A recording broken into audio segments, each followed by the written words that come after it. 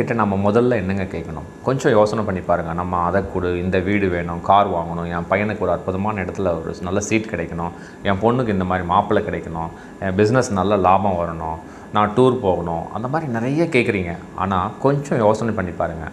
ஒரு நிகழ்வு நடக்குது, ஒரு பிரச்சனை நடக்குதுன்னா நமக்கும் ஆப்போசிட்டில் இருக்கிறவங்களுக்கும் பார்த்திங்கன்னா நம்ம சரின்னு சொல்லுவோம், அவங்க தவறுன்னு சொல்லுவோம். இதுதான். அப்போது ஏதோ ஒரு முரண்பாடு இருக்குது. யாரை வேணால் வச்சுக்கங்க, உறவு முறையாக வச்சுக்கோங்க, நண்பர்கள் வட்டாரத்தில் எந்த சூழ்நிலை வேணால் பொருத்தி பாருங்கள்.